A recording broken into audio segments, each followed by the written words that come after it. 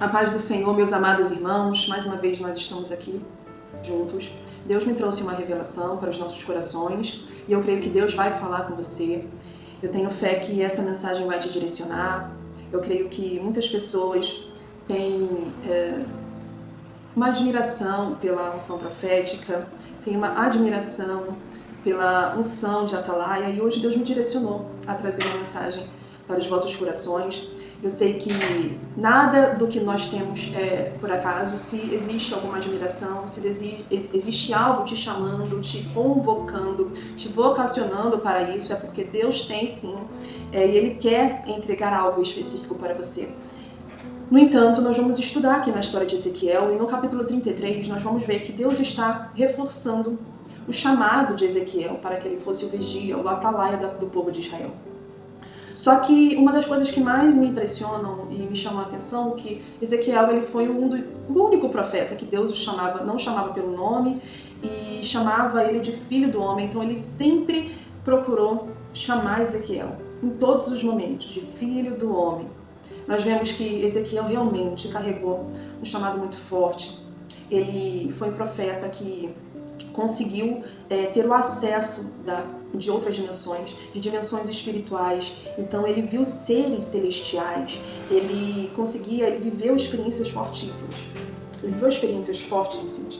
Então esse homem, para que ele não se gloriasse daquilo tudo que ele tinha visto, Deus sempre lembrava quem ele era, que ele era o filho do homem. Ele não era anjo, ele não era um ser celestial, embora a nossa real identidade seja de um DNA. Nós possuímos, através da renovação da nossa mente, através da libertação, da obra regeneradora, o Senhor, ele introduz o seu DNA, o DNA celestial.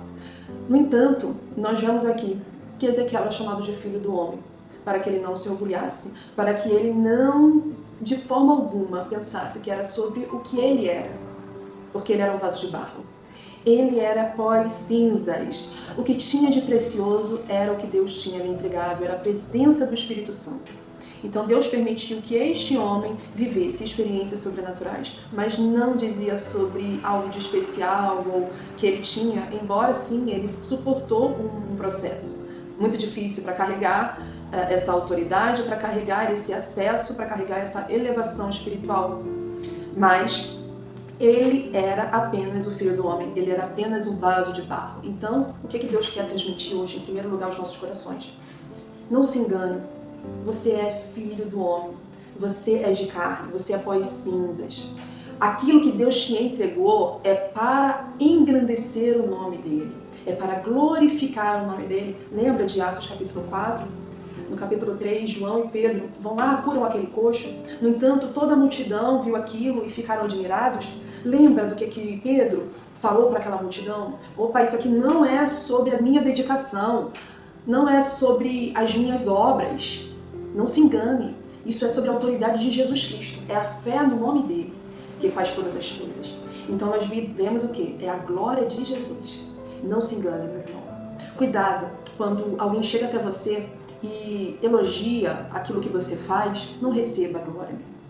Nós não fomos feitos para receber elogios, nós fomos feitos para sermos portadores da mensagem do Senhor, da glória dele, e é para isso, para estabelecer o reino de Deus e engrandecer o nome dele. Amém? Então não se engane com elogios. Deus constantemente chamava este homem de filho do homem. Então existia ali um quebrantamento constante para que ele pudesse receber a visão que ele tinha. Ele precisava se quebrantar. Ele precisava se arrepender diariamente. Não é pela nossa dedicação, não é pelo tanto que oramos, não é pelo tanto que jejuamos, embora sejam aspectos que serão ferramentas essenciais nesse processo, mas se você ora 12 horas por dia, meu irmão, e você não tem mudança de vida, questione. Questione se você muito ora, se você muito jejua e não tem o interior transformado. Então, o que Deus está falando? Filho do homem, eu vou te levar a experiências, eu vou até mesmo te direcionar a tudo que você vai fazer.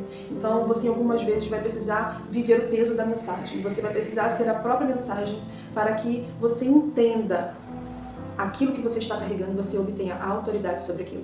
Então, Ezequiel ele precisou muitas das vezes viver o peso Se você não conhece a história dele, nos primeiros capítulos, ali no capítulo 2, Deus vai orientar para que ele se isole de todos, para que ele vá para que ele reserve porções de comida, e ele estabelece quais comidas ele vai comer. Olha o tamanho da renúncia. Ele estabelece porções de alimento, ele estabelece o que ele vai comer, quantas vezes ao dia ele vai comer. Ele estabelece aquilo que ele vai precisar fazer como aviso para o povo. Então ele vive a sua mensagem, gente. O profeta Ezequiel, ele carrega uma grande responsabilidade e ele precisa suportar esse grande peso para que ele possa viver essas grandes experiências. E eu imagino, gente, Ezequiel vivendo tudo aquilo e eu pensando, acontecendo tudo, toda a devastidão no ambiente, idolatria no templo, o povo pecando contra o Senhor, não reconhecendo Deus que o tirou do período de escravidão. E ele vendo todas aquelas coisas grandiosas e eu penso, o que você vai querer mais? Há um perigo muito grande de você pensar que você está vendo tudo isso, que você faz parte, você não faz mais parte da terra. Infelizmente, deve haver um equilíbrio, quem entende? Embora ele mortifique a sua carne, embora seja um chamado de quebrantamento total, Ezequiel precisa viver na terra. Ezequiel precisa viver na terra, com tudo o que Deus reprova. E ele recebe a ira do próprio Deus. Ele recebe a indignação santa do próprio Deus referente ao pecado. Ezequiel não pecava? Claro que ele pecava, ele era homem. Ezequiel tinha uma visão, vamos dizer, uma visão privilegiada, porque ele era o vigia, e tudo tem um propósito. Porque se você tem uma visão privilegiada, você tem uma visão, uma responsabilidade, na verdade, sobre esta visão. E é ao ponto que eu quero chegar aqui. Porque no capítulo 33 de Ezequiel, no versículo 6, vai falar assim: mas se um vigia vê o inimigo se aproximando e não dá o sinal de perigo, ele será responsável. Se o inimigo tirar a vida de alguma pessoa, essa pessoa ainda assim será culpada de seus pecados, mas eu cobrarei o preço de sua vida do vigia que não deu o sinal de perigo. Olha a responsabilidade disso, gente. Não é sobre as suas emoções, não é sobre o seu querer. Então preste atenção, o peso da responsabilidade de Ezequiel. Ele tinha uma missão, a palavra vai falar, se não me engano, lá no capítulo 3, que Deus vai entregar para ele um rolo. E esse rolo, segundo Ezequiel, é um rolo cheio de ameaças e condenação para o povo de Israel. E esse homem tem que ministrar mensagens duras, fortes. Porque se você é ungido para um atalaia, você recebe sim uma elevação espiritual. Mas você vê o inimigo, você é o primeiro a ver o inimigo. Você tem que avisar o povo, só que muitas vezes o povo não vai querer escutar. Então, é uma condição de tamanho desprezo, onde nós vemos aqui, o próprio Deus falando, esse povo é rebelde, esse povo é teimoso, eles não vão te escutar, mas eu preciso que você fale, você vai ser a testemunha de que eu falei, que eu avisei. Então prestem atenção, o quanto a responsabilidade deste homem foi árdua, gente. Então, observem só, talvez você esteja vendo a parte de clamor, a parte onde tem visões celestiais, e eu preciso te alertar.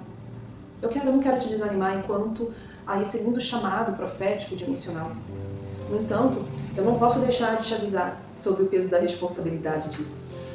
Peça dons espirituais, Deus quer te entregar, mas saiba que haverá um processo, onde você precisará suportar este processo se você quiser viver algo grandioso. Se você quiser estabelecer o reino de Deus na terra, meu irmão, você vai precisar ser muito estruturado. E aí eu vou te falar um detalhe muito importante aqui sobre isso. Que, como eu disse, eu trouxe a vocês a passagem de Atos. Então Pedro está falando àquele povo e ele traz à tona que na verdade é a autoridade do nome de Jesus que faz todas as coisas.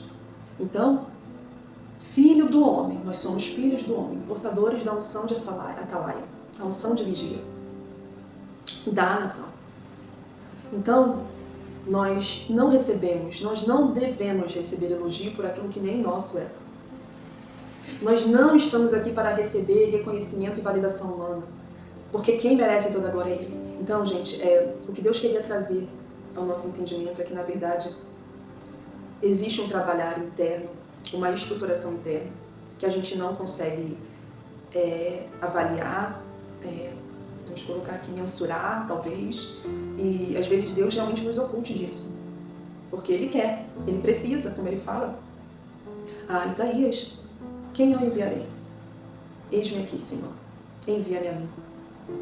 Entanto, existe um processo, existem renúncias, que muito provavelmente você vai precisar viver, e eu já quero te preparar para isso, tá bom?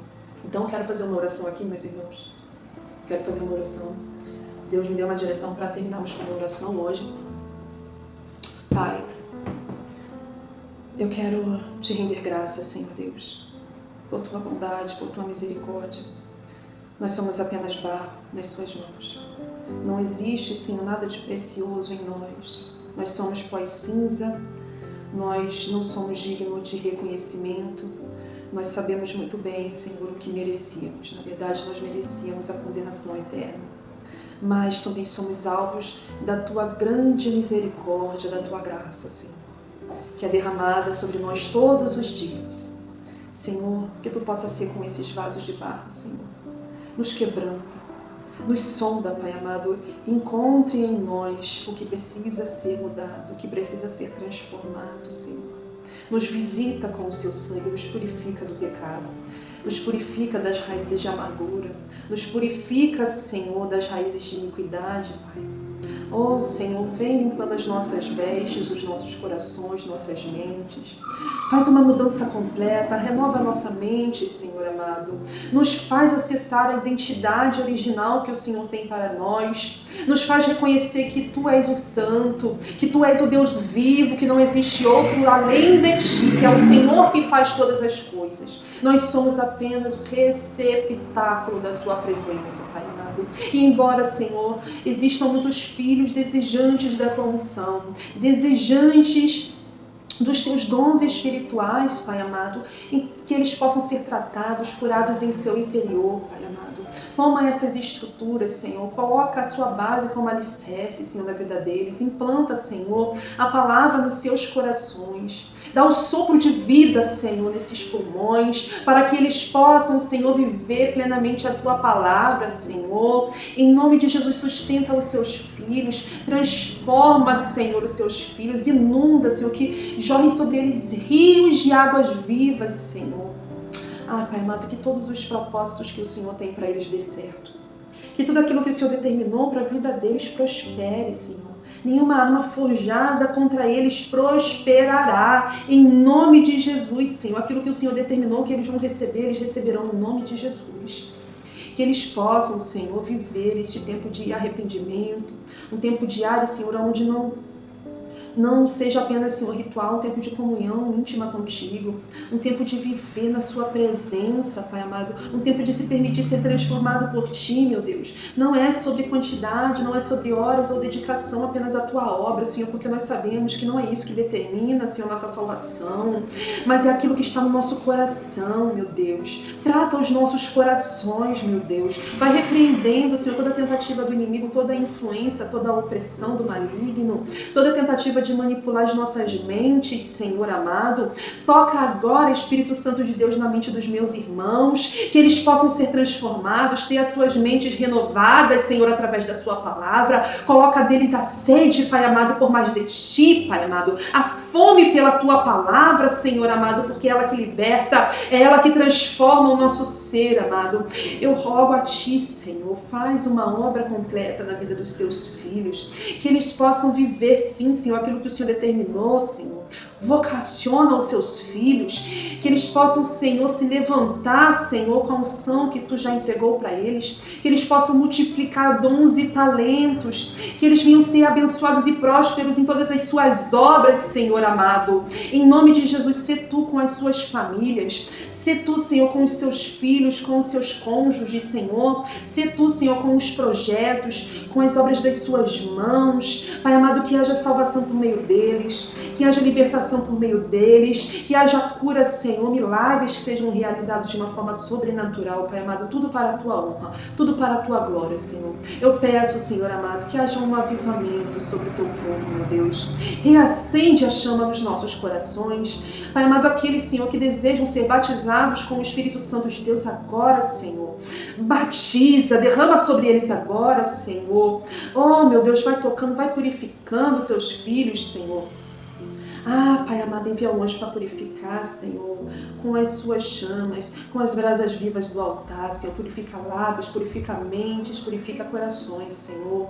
Onde for, Senhor, necessário ser purificado, Pai amado, que o Senhor encontre, Senhor, uma porta de entrada, uma legalidade para agora trabalhar, Senhor, na vida deles. Em nome de Jesus, vai operando com as tuas formas de manifestar, Senhor, o seu poder na vida deles. Senhor, que eles recebam autoridade, que eles recebam poder, que eles recebam unção para a tua glória, para a tua honra, Senhor. Que tudo aquilo que eles pedem em oração, se for para a tua glória, Senhor, conceda esses pedidos, Senhor. Em nome de Jesus, abençoa o seu povo, prospera, Senhor amado. Faz a provisão, Pai amado. Cura agora, Senhor, alma e espírito, o corpo. Alcança, Senhor, seus filhos com cura, com libertação, Pai. Em nome de Jesus, abre as portas para aqueles que estão desempregados. Abre, Senhor, essas portas. Escancara as portas do céu sobre a vida dos seus filhos, em nome de Jesus, amado. Em nome de Jesus Cristo, estabeleça um novo ciclo sobre a vida deles. Estabeleça uma nova era, uma nova época, um novo tempo, Jesus. Libera, Senhor, sobre a vida deles tudo aquilo que o Senhor tem, tudo aquilo que o Senhor quer derramar, em nome de Jesus. É isto, Senhor, que eu te peço. Eu te agradeço pela sua palavra, que ela é cortante, Senhor, que ela, Senhor, alcança a nossa alma, juntas e medulas. Ela discerne, Senhor, as intenções do nosso coração, Pai. E é através dela que somos trabalhados, que somos, Senhor, quebrantados, que somos, Senhor, totalmente transformados. Meu Deus, muito obrigada, Senhor, mais uma vez, por ser o receptáculo da sua mensagem. Que os seus filhos possam ter um dia abençoado, uma semana abençoada. Amém, meus irmãos? Eu fico até o nosso próximo vídeo.